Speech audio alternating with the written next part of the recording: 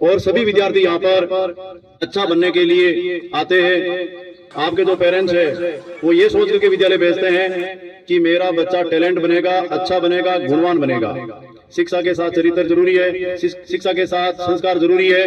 तो आपको विद्यालय भेजते हैं तो केवल किताबी ज्ञान के लिए नहीं, बच्चे का सर्वांगीण विकास कैसे हो उसके लिए आपको भेजते हैं। आपका मानसिक विकास, आपका बौद्धिक विकास, आपका नैतिक विकास, आपका शैक्षिक विकास, हर तरह के विकास के लिए आपको भेजते हैं। विद्यार्थी केंद्र में होता है, नुकसान भी विद्यार्थी का, नफा भी विद्यार्थी का। इसलिए आपका जो समय है वो समय ये है कि आप अपना भविष्य किस प्रकार तय करोगे।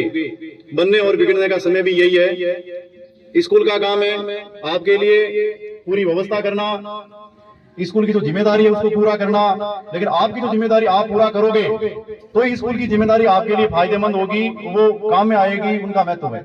आप अपनी जिम्मेदारी पूरी नहीं कर रहे हो, स्कूल वाले पूरी जिम्मेदारी कर रहे हैं, तो वो जिम्मेदारी में जो समय लगता है, मेहनत लगती है, पैसा लगता है, वो कोई काम नहीं आता है। इसलिए प्रत्येक विद्यार्थी का अपना कर्तव्य है, प्रिंसिपल का अपना कर्तव्य है, संचालक का अपना कर्तव्य है। जो भी जिम्मेदार लोग हैं, जिनकी भी जिम्मेदारी है, उसके अपने अपने कर्तव्य होते हैं, उनका वो पालन करते हैं। और यदि आप अपने कर्तव्य का पालन नहीं करोगे तो वो कोई काम नहीं आता है।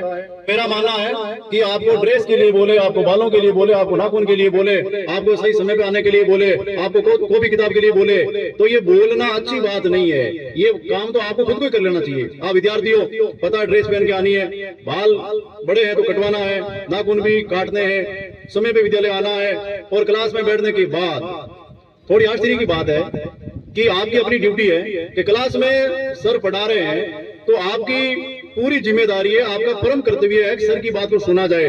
और मैं अधिकांश देख रहा हूं कि बहुत सारे बच्चे पीछे सर पढ़ा रहे बात कर रहे हैं, तो इनसे बड़ा धोखा आपके साथ कोई नहीं हो सकता है। आप अपने पैरों पे कुल्हाड़ी मार रहे हो, अपने साथ धोखा कर रहे हो। आपका भला होगा अपना, आपके परिवार का, समाज का, अपने राज्य का, अपने स्कूल का, पूरे देश का भला है। और आपके नुकसान में पूरे देश का नुकसान है। इसलिए यदि हमारे कर्तव्य में कुछ चूक है तो हमें अवगत करवाइए। संचालक है, प्रिंसिपल महोदय है, आप जाके बात कीजिए कि सर ये नहीं है, आपकी बात यदि वाजिब है तो सुनी जाएगी।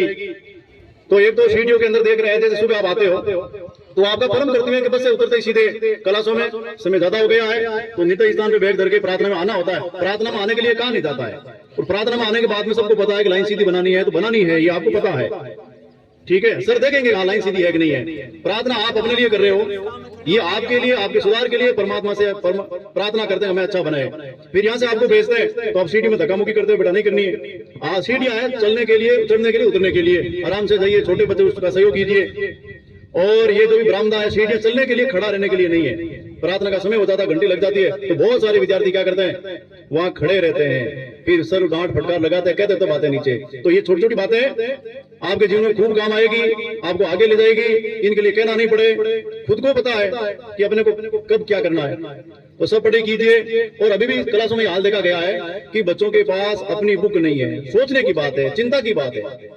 आपके कॉपी किताब जो भी सामग्री है, ऐसा तो नहीं है कि वो इंग्लैंड से लानी पड़ेगी, बिल्कुल ही हर गांव में मिलती है, हर दुकान पे मिलती है। ये कोई बड़ा काम नहीं है। आज 21 जुलाई हो चुकी है और अधिकांश बच्चों के पास बुक नहीं है, ये चिंता की बात है। और अधिकांश विद्यार्थी ऐसे खड़े जिनका भी एडमिशन नहीं हुआ है। बड़े विद्यार्थी है जिनका एडमिशन ठीक से होगा तो